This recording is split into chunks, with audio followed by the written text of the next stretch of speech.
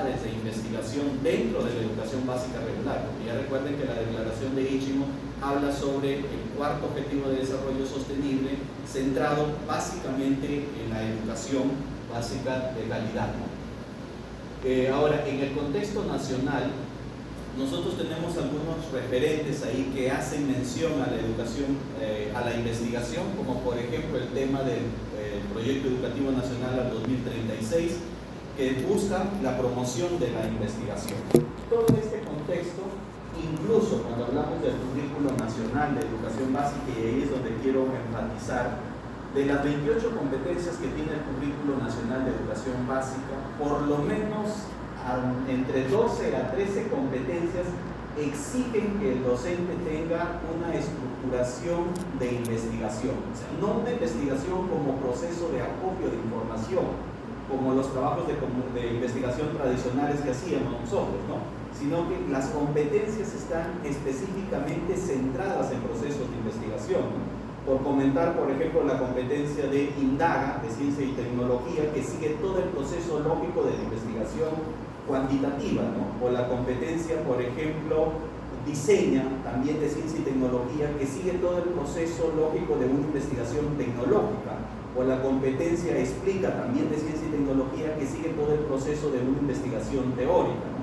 Y así le podemos hablar, por ejemplo, de las competencias de Ciencias Sociales, que también desarrollan procesos de investigación, o de las competencias de Desarrollo Personal, Ciudadanía y Cívica, que también desarrollan estos procesos. En conclusión, tenemos un currículo que está cargado con el desarrollo de procesos de investigación estructurada, o sea, no de una investigación sencilla, investiga esto y listo, no, donde hay que plantear hipótesis, donde hay que hacer conclusiones, donde hay que plantear objetivos, donde hay que hacer trabajo de campo. A eso le llamamos una investigación ya netamente estructurada, ¿no?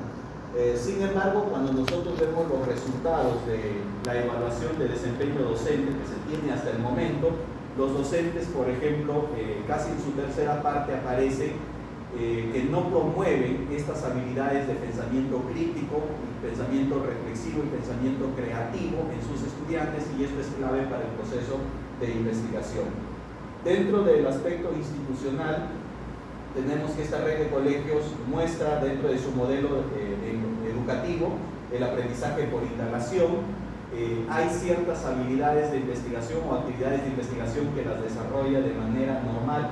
Sin embargo, en una investigación que se hizo solo con docentes de ciencias sociales, tenemos que no dominan mucho estrategias de investigación y tampoco hay bastante realce en los productos académicos de investigación. Por eso sí hay mención o énfasis en la investigación estructurada. En relación a todo el contexto, se planteó como pregunta, problema, ¿cuál es la relación entre la alfabetización investigativa y las competencias investigativas en educación básica regular de esta red de colegios, ¿no? A partir de eso, lo que se ha hecho es plantear algunos objetivos que nosotros deseamos, avanzamos a la siguiente por favor, alcanzar al cierre de esta investigación. Como la investigación es netamente cuantitativa, lo que se buscaba en sentido estricto es ver si entre estas dos variables, el hecho de alfabetizar investigativamente a los docentes o el hecho de tener ciertas competencias investigativas, tienen relación entre sí, ¿no? En función a eso se planteó como un objetivo general determinar la relación entre estas dos variables, y a partir de eso se establecieron 4 objetivos específicos que tienen que ver un poco con la dimensión de las variables, ¿no? Por ejemplo, cómo se relaciona la alfabetización con la competencia de gestión de información teórica, de gestión de información fáctica, de redacción académica y la última competencia de comunicación científica, ¿no?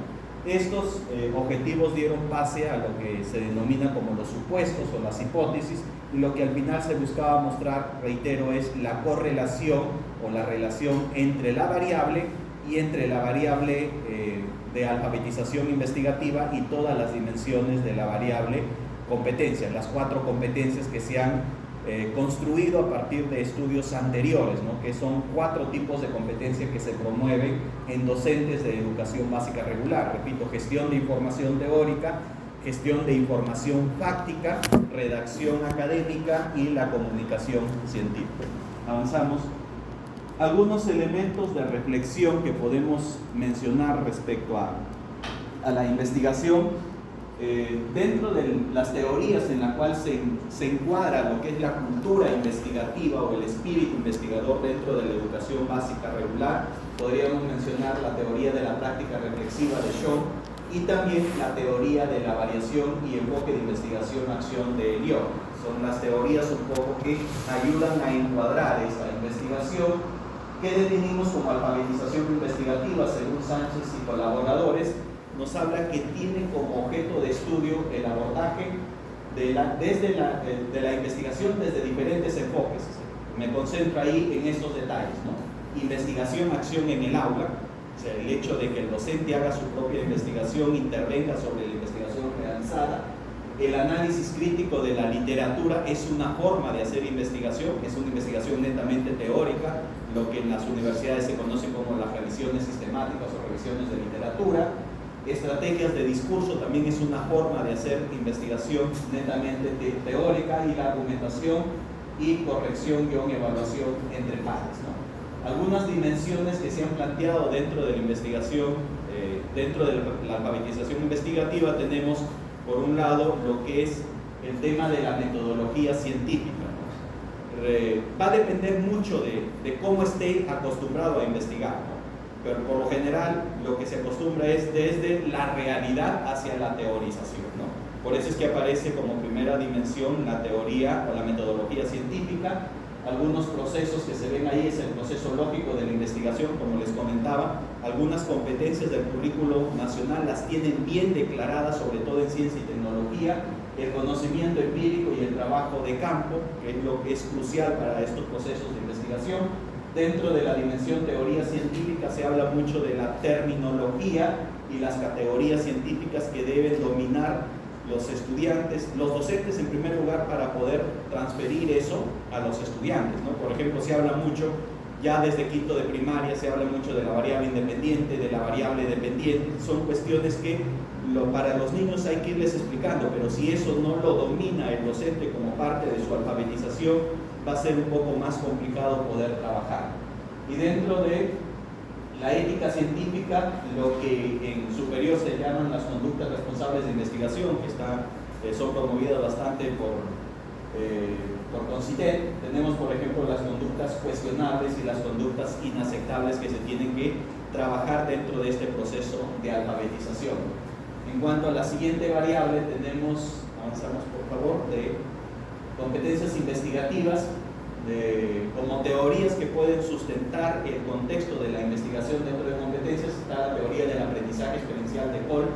De hecho, Cole, todos sus estilos de aprendizaje que promueve dentro de su teoría van en esa lógica de hacer una reflexión, experimentación y teorización sobre el proceso de investigación. Y la teoría como base de la investigación como base de la enseñanza de Steinhaus, en la cual nos plantea que el currículo escolar es el mejor escenario para hacer el proceso de investigación educativa con los estudiantes, ¿no? De hecho, ahí tenemos un gran escenario, los docentes, todos los docentes de básica regular tenemos un gran escenario para poder trabajar con los estudiantes, ¿no? ¿Qué se entiende como una competencia investigativa? Es un conjunto de habilidades. Cada vez que hablamos de competencias, siempre vamos a hablar de un conjunto de macrohabilidades. Pero estas habilidades en investigación se centran en dos aspectos, ¿no? En lo analítico y en lo metodológico, ¿no? Y eso, por ejemplo, los que enseñan en educación superior lo saben muy bien, ¿no? Por ejemplo, cuando se piden validadores, a ver, necesitas un validador metodológico y necesitas un validador técnico, ¿no? El técnico tiene que ver con el aspecto analítico, el que conoce la temática, ¿no? Entonces, en las competencias investigativas yo necesito conocer la parte metodológica de la investigación, pero también necesito conocer la parte técnica de una investigación. Por eso cuando se habla de alfabetización se hablaba de esos dos escenarios, ¿no? De la teoría científica y de la metodología científica, y como aspecto transversal la ética científica. Algunas dimensiones que tenemos como parte de estas competencias, ya les había hablado. La primera competencia que se trabaja es la gestión de información teórica, primero porque está ahí, no por el orden que siga, porque hace un momento les comentaba, va a depender de los procesos de investigación. Por lo general, uno parte de la realidad y toda investigación parte de la realidad, ¿no? Entonces, En este aspecto se ve qué tanto comprenden información los estudiantes y qué tanto son capaces de seleccionar información. Eso es clave en un proceso de investigación, el tema de la selección de información relevante que en realidad apunte hacia lo que yo estoy buscando, porque recuerden que en toda investigación más o menos estamos hablando que un 15-20%, como exigen las revistas científicas, ¿no? Un 15 y 20% debe ser sistematización y consolidación de lo que otros han dicho, ¿no es cierto? Pero el resto, el 70%, el 80% tiene que ser qué es lo que tú estás diciendo o encontrando respecto al proceso de investigación. Eso por decirlo en la investigación con enfoque cuantitativo, porque en las investigaciones con enfoque cualitativo el panorama es mucho más enriquecedor, porque en la investigación cualitativa su principal naturaleza es construir, crear conocimientos, ¿no?, para la academia. Dentro de la gestión de información fáctica, que es otra competencia que tiene dos capacidades, la indagación fáctica, o sea, cómo se hace un trabajo de campo, y el análisis estadístico. Mínimo que pudiese ser, pero igual se requiere, ¿no? Así sea que los estudiantes lleguen a la estadística descriptiva con frecuencias y porcentajes o medidas de tendencia central que se trabajan en las áreas de matemática, pero debe conocer cómo se realiza ese procesamiento estadístico. Ahora, genial si avanzan ya a modelos estadísticos de estadística inferencial, ¿no? En cuanto a redacción académica, que es la tercera competencia que se trabaja dentro de la investigación, pues primero lo que se busca es la capacidad de sistematización teórica, lo que les hablaba hace un momento al estilo de la ley de Pareto 80-20, ese 20 que uno tiene que consolidar de la riqueza que otros investigadores han hecho sobre un objeto de estudio, tengo que saberlo sistematizar de manera de repente prolija, ¿no?, para quedarme con aquello que a mí me va a servir para la investigación.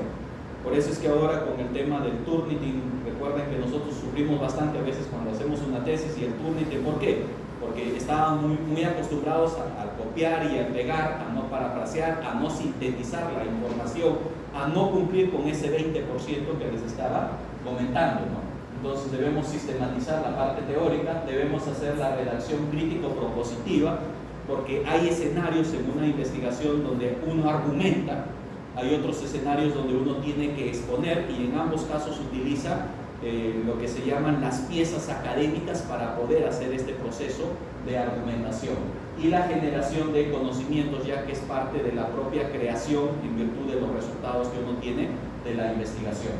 Dentro de la comunicación científica, si bien en un estudio que se viene haciendo en educación superior con estudiantes de pregrado, sí se considera la difusión científica y en otro con estudiantes de posgrado se considera la difusión científica, para el caso de educación básica regular solamente se ha considerado la divulgación científica, ¿no? Recuerden, la divulgación es el acto de poner a disposición el conocimiento a un público común, ¿sí? Eso es divulgar.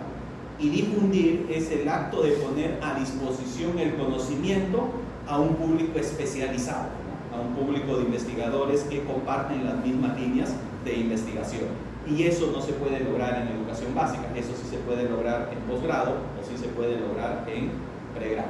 Avanzamos, por favor. Dentro del aspecto metodológico, es una investigación con enfoque cuantitativo pura, con un diseño correlacional.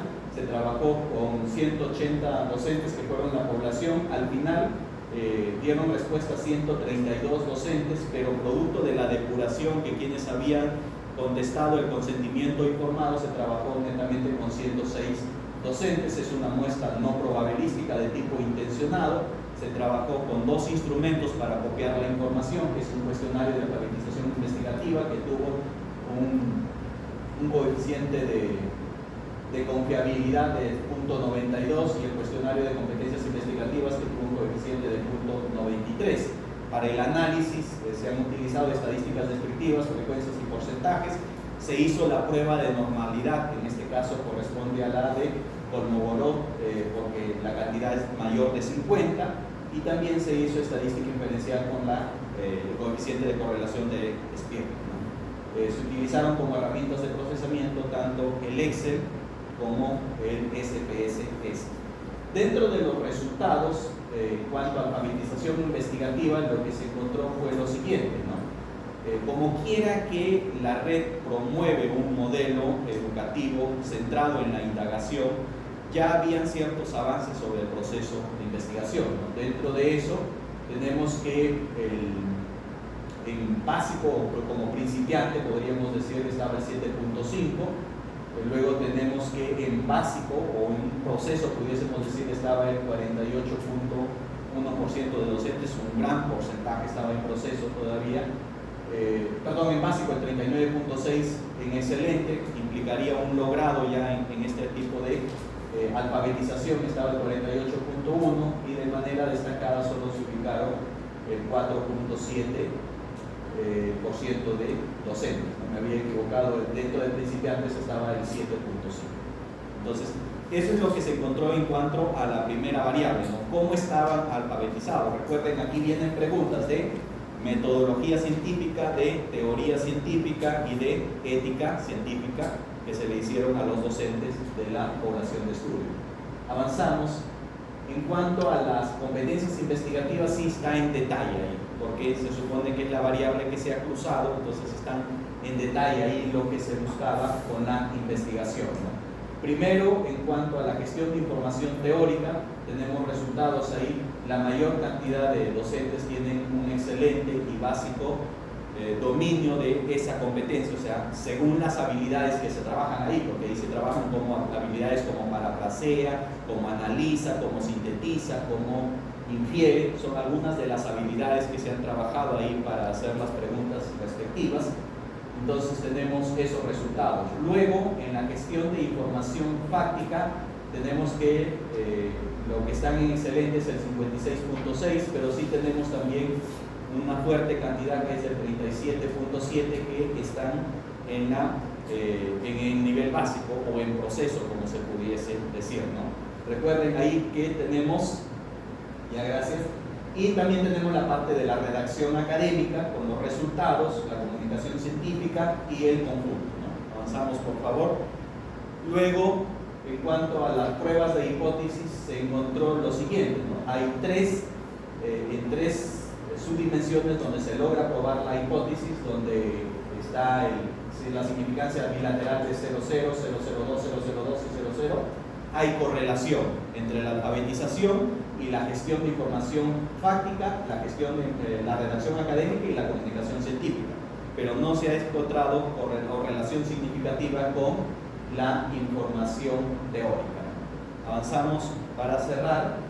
Dentro de las conclusiones prácticamente es lo que ya les había comentado, ¿no? En que sí hay relación entre la alfabetización investigativa y la gestión de información fáctica, la redacción académica y la comunicación científica, pero no hay relación significativa con la gestión de información teórica. Las referencias que se han utilizado están en la siguiente diapositiva. Muchas gracias por haberme escuchado. Y en cuanto tengan algunas inquietudes podemos seguir conversando. Muy amable. Gracias, doctor Luis Alberto García Patiño, por compartir sus experiencias en la investigación que ya ha sido puesta. Vamos a esperar a la siguiente ponente, a que termine, para la tercer ponente, para recién empezar con la ronda de preguntas. ¿Ya? Vamos guardando nuestras preguntas. Entonces, damos inicio a la ponente Doris Fuster-Guillén. Me pediría, doctor, si podría por favor un poquito por aquí para...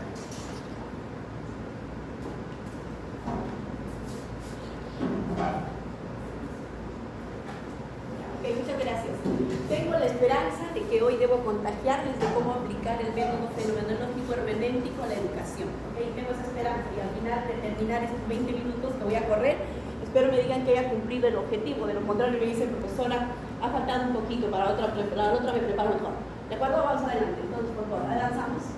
Ok, la estructura de la ponencia, vamos a hablar del método fenomenológico hermenéutico exclusivamente.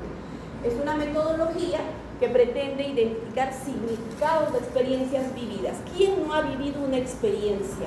Si pensamos en la educación, todos hemos vivido una experiencia. Mi primer día de clases, ¿okay? O puedo ser mi experiencia en el colegio unidocente, mi primer día en la universidad, enseño historia, mi primer día enseñando historia. ¿Ok? Todos estamos llenos de experiencia, pero esas experiencias no las hemos llevado a hacer investigación. Esas experiencias nos hemos quedado en el olvido. Entonces no vino hace muchísimo tiempo, existe el método fenomenológico hermenéutico que se encarga exclusivamente de develar, de interiorizar y sacar todo lo que usted ha vivido como experiencia. Qué bonito sería hacer nuestras tesis de pregrado, de maestría, de doctorado, a partir de las experiencias ricas que yo tengo donde he vivido. ¿De acuerdo? Y bueno, si hablamos de las jóvenes, una experiencia, ¿cómo es la experiencia de enamorarse? ¿No? ¿Cómo es que uno siente cuando uno se enamora? No tampoco las jóvenes, todos nos hemos enamorado alguna vez. Entonces, si quisiéramos contar todo lo que hemos vivido, este es el mejor método, el método fenomenológico hermenéutico. ¿De acuerdo? Entonces, para ello hemos diseñado esta ruta un poquito rapidito, nomás queremos ubicar a la fenomenología un poquito. Entonces, este método vamos a ubicar dentro de las cualitativas dónde se ubica, porque tenemos múltiples investigaciones cualitativas, por eso vamos a hablar de los niveles de estructuración, vamos a hablar del objetivo del fenomenológico hermenéutico, los principios del método fenomenológico y las fases, los procesos que debemos seguir para hacer este método. ¿De acuerdo? Ahora sí. Entonces, rapidísimo, vamos a ubicar dónde se encuentra la investigación fenomenológica. Tenemos dos lógicas. Cuando hacemos investigación cualitativa, tenemos una investigación desde la lógica estructurante. ¿Qué cosa es la lógica estructurante? Nosotros venimos de un mundo positivista. ¿Quiénes no hemos hecho investigación cuantitativa? Sí, ¿no es cierto? Y mi colega también. Perfecto. Entonces todos venimos así, parametrados con la teoría. Quiero usar la teoría, pues sin teoría no hay investigación. ¿No es cierto? Entonces, pero esa es nuestra lógica estructural. Pero hay investigaciones cualitativas que tienen esa lógica, que necesitan un poquito de teoría, como la investigación-acción. La investigación-acción quiere solucionar un problema. Entonces, pero tiene que saber un poquito de teoría de ese problema, porque de lo contrario, ¿cómo la soluciona? Si bien hay procesos reflexivos, pero necesito solucionar el problema. Por lo tanto, me voy a encontrar en la lógica de la variable o estructurada. Pero no voy a ampliar ahí porque seguro que nos vamos a tardar mucho tiempo a hablar de cada uno de los diseños. Si yo me digo a la lógica del relato, aquí a la izquierda, ahí la voy a encontrar a fenomenología, a etnografía, estudio de caso único y a historia de vida, que son las investigaciones cualitativas. Estas, ¿qué quieren decir la lógica del relato? Toda la investigación de este rubro, específicamente la fenomenología, nace del contexto, estimados participantes, del campo. Por eso les decía, cuénteme su experiencia de su primer amor. Si le digo a él, uy, me tendría que contar bonitas cosas. Cuente su experiencia, cómo le fue trabajando en el colegio unidocente. Y seguro que por ahí hay muchas experiencias que contar. Entonces, nace de ese contexto, del campo. No puede nacer de la teoría. ¿Qué cosa quiero investigar? Ok, no nace. Ahora, lo que sí es fundamental aclarar es en qué rubro voy a investigar, en qué contexto. Decir, cuénteme su experiencia de un día de tu enamoramiento, ese es el contexto. Cuénteme usted cómo fue su experiencia como profesor rural, si no fue claro, ¿no es cierto? Y él tendría que contar, ok, educación rural, enamoramiento, mi primera experiencia en aula, enseñando historia. Esos son contextos. Primero hay que fijar el contexto, lo que otros denominamos el problema de la investigación. Quiero identificar dónde es el problema que voy a investigar, ¿de acuerdo? Entonces, en ese contexto, ubicamos a la fenomenología. La fenomenología hermenéutica es una investigación que nace en el contexto y no parte de teorías. Siguiente, por favor. El objetivo de la fenomenología, el padre de la fenomenología, Edmund Husserl. Por ahí hemos tenido también a Heidegger o Padrón, y específicamente quien nos da cómo trabajar fenomenología hermenéutica es Max van Manen, un neerlandés que dice, ¿por qué la fenomenología es una corriente filosófica, así como la hermenéutica?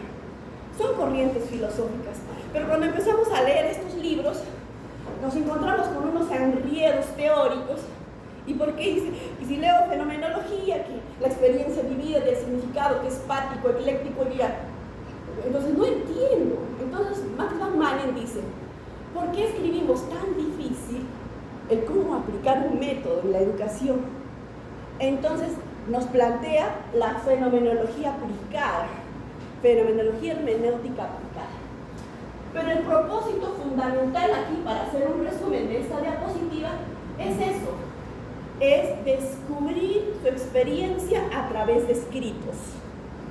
¿Ok? Quiero saber su experiencia, pero a través de escritos. Entonces, aquí dice, el objetivo que perseguir es la comprensión de su experiencia vivida, ¿ok? En su complejidad. Busca la toma de conciencia y los significados en torno al fenómeno. Este enfoque está centrado en el individuo. Cuando hablamos de fenomenología, es hablar de fenomenología, la que llama la teoría de lo único. Usted es única, usted es único. Así ustedes hayan trabajado en el mismo colegio, en la misma universidad, la experiencia es totalmente distinta. Eso es lo que busca la fenomenología. Trabajar con cada sujeto y que cada sujeto cuente la experiencia. Yo quiero trabajar con el grupo de estudiantes que estudian ciencias sociales, educación, entonces quiero trabajar con ellas, su experiencia. Y cada uno, a pesar de tener el mismo profesor, el mismo horario, y todos tienen una rica experiencia que contar. ¿De acuerdo? Entonces de eso se encarga. Quiere identificar significados a través de la experiencia. Ok. Para ello hay que cumplir principios. Es que no es un método, bueno, pues la subjetividad del investigador tiene principios. ¿Qué es lo que obligatoriamente debe cumplir este método? El primer principio es la epogé. Así la denomina Edmund Husserl cuando creó este método. ¿Y qué cosa es la epogé? La epogé consiste, le llaman también la puesta entre paréntesis. ¿Qué es la puesta entre paréntesis? Dice, uy, cuidado investigador, usted está haciendo la investigación y cuidado usted interprete como quiere la vida del otro. Entonces hace todos unos parámetros, que lo voy a dar en el primer paso, unos parámetros y dice, usted como investigador debe mantenerse al margen. Lo que usted recoge en el campo no debe ser contaminado por el que investiga. Y para eso se hacen filtros. ¿Ok? ¿Por qué? Porque lo que quiero es que me cuenten su experiencia rica y no lo que yo pienso, lo que yo creo, mis conjeturas pueden dañar a la investigación, porque no sería una investigación de ustedes, sería una investigación mía, que lo estoy llevando por el camino que yo quiero, pero eso no es así. En la fenomenología hay por eso este principio dice, en toda la investigación fenomenológica deben tener mucho cuidado. La puesta entre paréntesis, todo lo que usted cree como investigador, lo que piensa, lo que vive, sus conjeturas, no vayan a alterar a este estudio. ¿De acuerdo? Siempre respetando lo que usted vive. ¿Ok? Entonces, eso es en esencia lo que quise decir aquí. Avance, por favor. Eso es un principio. El siguiente principio es la reduction. ¿Ok? La epogé, un principio fundamental, que es decir, no contamines a la investigación. La reducción o la reduction, que también lo plantea Edmund Husserl, que tiene que ver con los procesos adecuados para encontrar el significado. ¿Cómo encuentro el significado de la experiencia? ¿No? ¿Cómo encuentro? Entonces dice, vamos a seguir procesos adecuados, vamos a reducir de todo lo que le van a dar los investigadores, los investigados, en este caso las personas que recogen la experiencia. Me dice, ¿cómo es que voy a trabajar estos procesos para reducir? Pero con ética, con principios claros. Entonces, son pasos, ¿ok? Dice, mira, la reducción es una actitud de fondo y forma, que adopta la reflexión para captar estructuras esenciales de experiencia. ¿Qué quiere decir? Que voy a seguir procesos exhaustivos para sacar la experiencia. Sí, a ver, ahí está. Y la tercera, regresa un ratito, por favor. Regresa. Y la tercera, el tercer principio que no debemos olvidar en la fenomenología es la vocatio. ¿Y qué cosa es la vocatio? Dice, ¿por qué la investigación cualitativa no usa teoría? Usa teoría, pero en en la última etapa, cuando ya identificó significados, para reforzar esos significados, para hacer el contraste, usa la teoría. Y por eso se hace una investigación científica que también podemos trabajarlo en las tesis. Entonces la vocatio respalda que sí, el investigador puede hacer un contraste de los significados identificados, podemos hacer un contraste con ello. con la teoría, el significado y la teoría. Pero solo es para el contraste y bueno, fundamentar en la tesis, qué sé yo, ya a partir de fundamentos teóricos. Entonces no nos olvidemos, por favor, los tres principios que frecuentemente al usar un método no se dice: la epogé, la reducción la reducción y la vocatio, que son los tres principios fundamentales de la fenomenología. Vamos, ahora sí. Fases de la fenomenología. Avanzamos, por favor. Ok, listo, le voy a contar rapidísimo. ¿Cuántos minutos me quedan, por favor? Estoy tratando de correr. 9, perfecto. La fenomenología tiene 4 fases o 4 etapas. ¿Qué es lo que primero ustedes van a realizar? ¿Ok? Lo primero que van a realizar es, miren, voy a decirles, ustedes son mis estudiantes y les digo, vamos a hacer fenomenología. Por favor, necesito que para mañana me traigan una experiencia. Sin parámetros. Cuéntenme la experiencia, pero todos llevan un mismo curso. O si no, igual mañana vengo y les digo, necesito una experiencia vivida en este curso. ¿Qué es lo que han vivido hoy en estos instantes? Cuéntenme su experiencia. Algunos, enfado, frustración, cansancio, aburrimiento, sueño, por ahí veo durmiendo. Todos me contarán sus experiencias, ¿de acuerdo? No importa, pero es su experiencia. Pues si alguien se duerme porque está aburrido, entonces es válido la experiencia. ¿Ok? Entonces, me va a contar esta experiencia y mañana lo trae escrito. A partir de esta experiencia, empieza la primera etapa, la clarificación de presupuestos. Es allí donde ustedes, como investigadores, bueno, yo en este caso sería el rol de investigador, yo voy a escribir mis presupuestos. Voy a hacer como una declaración jurada. Voy a escribir, decir cuáles son mis creencias frente a este curso, qué valores debo practicar.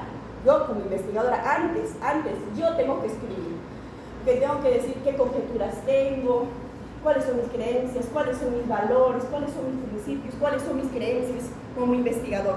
Y esto está cumpliendo la epogé. La epogé donde te dice primero declara tú lo que sabes para que eso que estás escribiendo no contamine. Luego en todo el trabajo. Entonces después que hagas esa declaración jurada te tienes que acordar siempre, tiene que ver mucho con conciencia, con ética, con responsabilidad en la investigación. Para esto está hecho la clarificación del presupuesto. ¿Quién hace la clarificación del presupuesto? El que investiga. No le voy a preguntar a usted, sino el que investiga, está declarando todo lo que sabe. Siguiente, por favor. Recoger la experiencia vivida. Para recoger, ya recogí, recuerden, nos quedamos. Ya recogimos la experiencia, todos traen mañana sus experiencias. De pronto, esta experiencia tiene que pasar por varias etapas, porque no es puro todavía. Entonces, lo primero que te dice, lo que vas a revisar en esta experiencia que trajeron de casa, lo primero que vas a revisar es esto. Está lleno de acontecimientos, sentimientos, está contado con estados de ánimo, está contado con el cuerpo, está contado con la interacción. Porque hay vínculos, he contado sobre vínculos o solo he narrado. Hoy llegué a clase, mi sesión de aprendizaje. Empecé a las 8, motivé, desarrollé, ejecuté, bailé. No, así no. Te está hablando desde dentro de tu experiencia, desde tus vivencias, cómo te motivaron, etc. Dice, y luego dice, también en esa experiencia descarta. ¿Qué descartas? Generalizaciones, descripciones causales, interpretaciones, aspectos que embellecen el relato. Estos son como que parámetros, ni bien yo tengo la experiencia como investigador que voy a ir descartando y enseñando a descartar a los que hacen este método. ¿Ok? Entonces, para Max Bachmann, ¿okay? Y para quien le habla, porque yo he escrito un artículo de este método, el mejor instrumento para recoger experiencia es la narrativa. No hay forma por yo descarto, tacho, estoy contra. Cuando dicen que la investigación cualitativa se puede trabajar, o por lo menos fenomenología, se trabaja con entrevistas. ¿Cómo puedo hacer que él me cuente algo si yo le digo, a ver, te voy a contar, paso número 1, dime esto, dime lo otro? Ya lo parametré, estoy queriendo recoger lo que yo deseo y no lo que él quiere contarme. Entonces le digo, cuéntame un día, el día que te enamoraste. Uy, ya va a empezar él a pensar, ¿no? A vivir. Entonces no estamos, en la cualitativa no tenemos que parametrar. ¿Ok? Entonces, luego que he hecho este descarte, viene la entrevista conversacional. Así se llama, el método que señala Max Bachmann, dice, es la entrevista conversacional. Como yo voy a entrevistar con él, pero para eso tengo que preparar Pero ¿cómo nace la entrevista conversacional? La entrevista conversacional es en base a la experiencia. Yo tengo la experiencia y decir, mira, tú me contaste que la chica que te gustaba era bonita y tú te sentiste nervioso. Cuéntame por qué te sentiste nervioso. O sea, la pregunta para la entrevista conversacional viene de la experiencia. No pueden hacer la entrevista de la teoría, pero todo de lo que me cuentan nace recién, nace la entrevista. Las preguntas están orientadas todo a la experiencia. Y luego viene la observación de cerca. Antes, la entrevista conversacional se recoge a través de grabaciones. Se graba, porque de lo contrario se van a perder situaciones, escenarios. Y a partir de esa grabación se hace la observación de cerca. La observación de cerca que está vinculada a observar todo lo que han vivido. De repente dice, yo me sentía triste, desolado, y sientes que se aplastan los dedos. Entonces, eso tiene un significado. Eso también vas ubicando. ¿De acuerdo? Siguiente, por favor. La tercera, que es reflexionar acerca de la experiencia viva. Con lo que les he contado, el recojo de la experiencia, la entrevista conversacional, la observación de cerca, recién tenemos el protocolo final o la anécdota terminada para su análisis. Y después de ella vienen estos componentes. ¿Cuánto me falta? Reflexionar acerca de la experiencia o la etapa estructural. Cuando ya tengo la experiencia, voy a pasar por una lectura general del protocolo, voy a leer toda la experiencia ya bien acumulada, con todo lo que me ha dicho en la entrevista, con todo lo que he hecho la observación de cerca, con temas de sentimientos, de gestos, etc. Entonces voy a dar una lectura general del protocolo. ¿Para qué? Para generar una frase sentenciosa. Genere una frase sentenciosa. ¿Cuál es el significado esencial de todo esto? ¿Qué está viviendo esta persona que se enamoró? Frustración, amor, cariño, esos son significados. ¿Qué cosa está viviendo? Entonces eso se genera a través de la frase sentenciosa. La siguiente fase ya va análisis de párrafos a párrafos. Párrafos, por favor, ¿qué vivió aquí? ¿Qué vivió aquí? ¿Qué vivió aquí? Así vamos analizando significados. Y luego viene ubicando el tema central para cada significado. Generamos unidades temáticas. Siguiente, para ir terminando ya. Si yo he recogido 10 experiencias, por ejemplo, voy a trabajar fisonomías individuales. Del profesor voy a hacer todo un texto reflexivo de toda su vivencia. Teoría de lo único, no nos olvidemos. Único, él es único. Teoría de lo único. Cada uno tiene su propia fisonomía. Y luego, al final, hacemos una categorización, una especie de triangulación de experiencias para generar el significado esencial. Y ese significado esencial es el título de la investigación, que se genera al final de todo el trabajo de campo. Espero con esta corrida, con esta maratón, que todavía me faltan varios detalles, hayan podido un poquito entender el método fenomenológico hermenéutico. Muchas gracias. Bien, estamos respetando los tiempos para todos. Y vamos a dar pase en la modalidad virtual.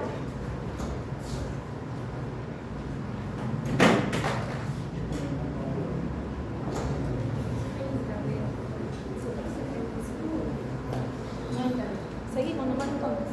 O esperamos un momento. Como podemos ir viendo las preguntas y luego el doctor.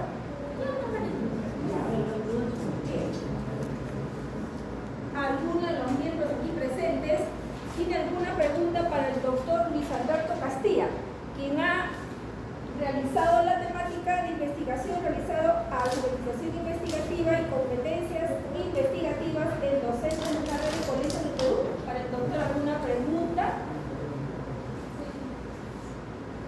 También pueden ser reflexiones, ¿no? Aportes. A ver, joven, su nombre, por favor. Tengo una pregunta que tiene con los funcionarios que se usaron. Quería saber si eran funcionarios que ya tenían que usar en otras investigaciones previas o si se elaboraron para esta investigación, y si es el segundo caso, ¿cómo fue el proceso de elaboración? Ya. A ver, en el caso de este cuestionario es su segunda aplicación, ¿sí? Con base a lo que les comentaba. La primera aplicación fue solamente con docentes del especialidad de Ciencias Sociales. En la segunda aplicación con docentes, con la totalidad de docentes no ha variado, pero se ha generado una tercera versión, pudiésemos decir, bueno, una segunda versión, porque es una tercera aplicación, es con docentes de posgrado, de un programa de doctorado en educación que se viene trabajando, por eso les hacía mención sobre la diferencia entre divulgación y difusión científica, ¿no? Porque en esos escenarios sí se puede hacer.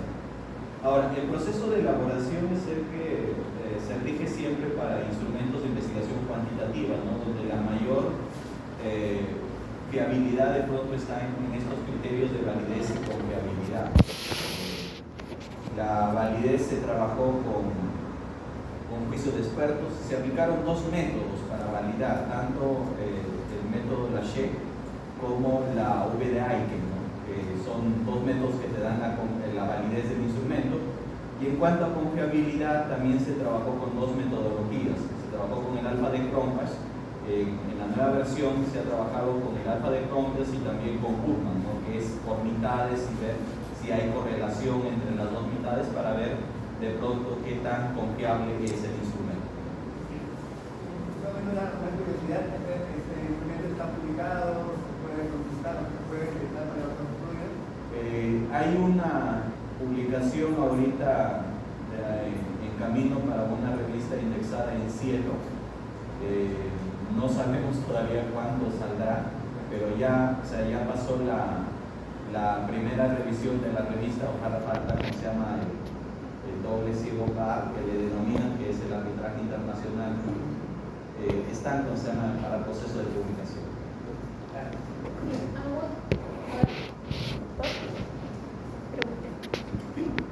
Más que una pregunta, es una reflexión para los expositores, pero también para el conjunto de la sala. Yo me pregunto, después de escucharles, ¿cuál es el objetivo de la investigación docente? El propósito es colocar nuestros productos en las revistas indexadas, o más bien, el producto de la investigación docente debiera ser el aprendizaje del estudiante, el conocimiento que el estudiante produzca junto con el profesor. Y ese conocimiento está relacionado con situaciones concretas. Este seminario se está llevando a cabo en San Martín. Les cuento una experiencia concreta. Yo vivo en el distrito de Sauce, que pertenece a esta provincia, a la provincia de San Martín. En Sauce, desde hace 4 años, se han instalado parques acuáticos, que son grandes instalaciones de plástico, que ocupan permanentemente sitio en la laguna, en la famosa laguna de Sauce. En el distrito de Sauce, en los últimos meses, a lo largo de 2 meses, ha habido grandes incendios que han tenido que ser apagados por la propia población, porque no existe servicio de bomberos ni nada que se parezca. Esos son los fenómenos que atañen a Sauce, al conjunto de los saucinos. Los docentes debieran entonces estar motivados por lo que los saucinos viven y sufren, o por otro tipo de conocimientos que se manejen con el rigor conceptual que ustedes han planteado, que es sumamente alto, sumamente alto. Conozco a los docentes de Sauce, ninguno estaría en condiciones de entender esto sino al cabo de un proceso muy largo y mucho más difícil de aplicarlo. Yo lo que creo, si yo tuviera que presentarles a los profesores una propuesta de indagación, es ustedes, docentes, y los estudiantes, investiguen, indaguen cuáles son las consecuencias del deterioro de los parques acuáticos de orden plástico para efectos de la calidad del agua de la laguna. ¿Cuál es la consecuencia en los peces, que son casi exclusivamente tilapias? Una parte muy grande de la población vive de la extracción de la tilapia y de la alimentación con la tilapia, que es muy barata. ¿Qué va a pasar en los próximos años si los parques siguen instalados? ¿Y qué va a pasar si con el cambio climático sigue la práctica de quemar rastrojos con las consecuencias que tienen de incendio? Me adelanto con una respuesta. Si el propósito de la actividad del docente es el aprendizaje del estudiante, los temas de investigación tendrían que estar profundamente vinculados con los intereses de los estudiantes, de los estudiantes en una realidad concreta, y las investigaciones tendrían que llevarse a cabo con los estudiantes. Ese es mi planteamiento para el diálogo, para el debate. Cuando hablamos de investigación, pues usted lo ha dicho muy claramente, todas las investigaciones parten de una necesidad, de una problemática, depende del contexto donde nos encontremos. El método, que es el diseño de investigación, viene a ayudar a solucionar los problemas. Entonces, lo que planteo desde esa perspectiva es hacer investigaciones multidisciplinares. Estamos hablando del rol de la educación. Entonces, en el problema que usted plantea, el rol de la educación, ¿cuál sería el rol que juegan los profesores? Entonces, tendría que ser en la formación de capacidades preventivas o fortalecimiento de capacidades en torno a la solución de problemas. Para eso hay diferentes metodologías en la investigación que nos pueden ayudar. Quiero formular soluciones, investigaciones experimentales, como lo ha planteado usted. ¿Cómo es que puedo hacer para solucionar investigaciones experimentales? Investigaciones preexperimentales, investigaciones prospectivas, predictivas. ¿Qué pasaría si sucediera tal o cual hecho? Entonces, pero para esto, para solucionar el problema real que usted refiere, necesitamos una acción multidisciplinar. Trabajar los docentes, los ingenieros, los ecologistas, trabajar en una gran investigación para poder solucionar estos problemas. Y con esto termino, es que la investigación, como la educación, está hecha para solucionar problemas de contexto y las necesidades. Gracias. Gracias a todos. Creo que ya se van a conectar el ponente. Ahí para cerrar la idea, Sí, antes de pasar de repente. Yo creo que, nosotros en nuestra vida siempre solemos ser excluyentes antes que incluyentes, ¿no? Siempre decimos, o vemos esto, o vemos lo otro, ¿sí? Y lo que la realidad nos ha mostrado cuando se habla, por ejemplo, de paradigma complejo o de situaciones mucho más elaboradas, es que la complementariedad es lo que nos ayuda en el tema de los entendidos.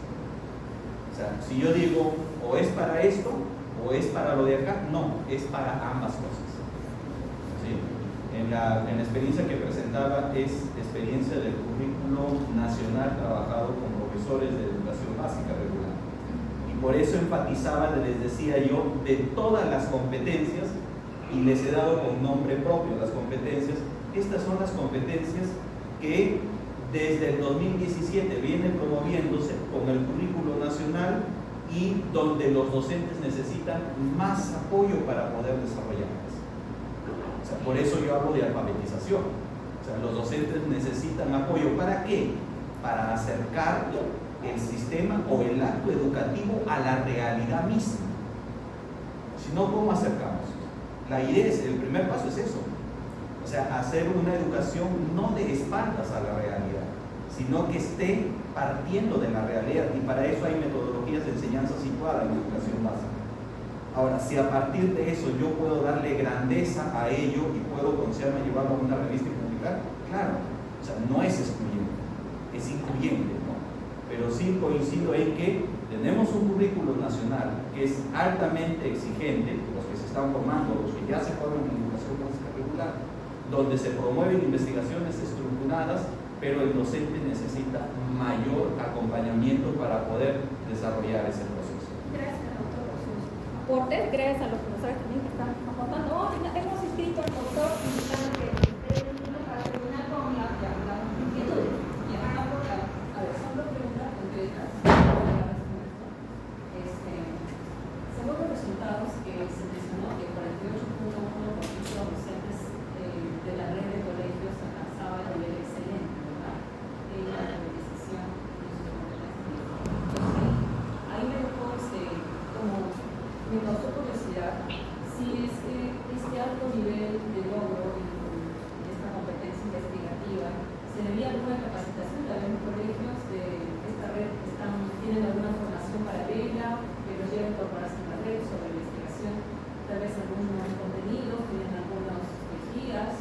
lo que hay de desarrollar estas habilidades en ellos, ¿no? A ver, como experiencia, primero como dato. Sí, y una segunda pregunta, ¿cómo este resultado, digamos, de altos niveles de logro de progreso investigativa coincide con resultados también cuantitativos de otros estudios? Es decir, siendo Perú, digamos, un país, y siendo el currículo nuevo, me causó un poco de sorpresa que de pronto haya maestros que sí tengan un alto nivel de desarrollo. Entonces, allí, ¿cómo se explica o qué tanto coinciden estos resultados con otros reportes sobre sus logros del maestro? Ya. A ver, primero iba al dato, ¿no? Como dato, la categoría excelente no es la máxima categoría dentro de estos niveles de desempeño que se han planteado. Hay una categoría superior que se le llama destacado. ¿Listo? Eso como dato. Ahora, como reflexión, la cadena de colegios, por eso hacía mención que tiene dentro de su modelo educativo la declaratoria del aprendizaje por indagación, ¿no? Que los que trabajan en educación básica regular saben que el enfoque de indagación y alfabetización científica es un enfoque transversal, si bien aparece en el área de ciencia y tecnología, pero es para todas las áreas del currículo. Ahora, dentro de ese marco, lo que ocurre es que estos docentes trabajan mucho con metodologías situadas. No sé si conocen todo el paquete de metodologías situadas, donde está el aprendizaje basado en proyectos, el aprendizaje basado en problemas, el aprendizaje basado en investigación, el aprendizaje basado en retos. Son más, después el pensamiento de diseño, más o menos son 5 metodologías situadas que tienen la lógica en la que siempre parten de un problema de la realidad, hacen un tratamiento curricular en el aula y plantean soluciones. De hecho, la red ganó un concurso ante Fondet con el método de evaluación por retos. Y la evaluación por retos no es una evaluación tradicional, y eso ustedes lo pueden bajar de Fondet porque ya está publicado. No es una evaluación tradicional, sino más bien es una evaluación en la cual un conjunto de estudiantes, sobre la base de una situación que se les ha dado o de un caso que se les ha dado, analizan el caso, analizan la realidad, hacen un pequeño trabajo de campo, indagación teórica y al final plantean una alternativa de solución. El hecho de haber trabajado con estas metodologías situadas les da elementos favorables como para poder decir, o sea, qué es un problema, o sea, cómo se analiza un problema, cómo se plantea un objetivo dentro de un proyecto, o sea, les da esa posibilidad. Pero repito, tan igual como se llama el comentario que hice hace un momento, en la investigación que se hizo con docentes de ciencias sociales, se hizo justamente en la misma red, los desempeños fueron un poco más bajos, ¿no? A pesar que eran docentes de ciencias sociales, que ellos, por exigencia de la competencia de construir interpretaciones históricas, hacen todo un proceso de indagación. O sea, la competencia les exige que hagan procesos de indagación. Sin embargo, los resultados fueron un poco más bajos, ¿no? O sea, dicho de otra manera, hay un modelo, hay un proceso de vivencia propia y también hay un sistema de formación. Hay un sistema de formación. Lo que ocurrió con ciencias sociales sirvió para seguir formando, lo que ocurra con estos seguirá de pronto para seguir formando. Gracias, doctor. Listo, muy bien. Quedamos entonces. Sí, ya iniciamos. Gracias. Muy bien.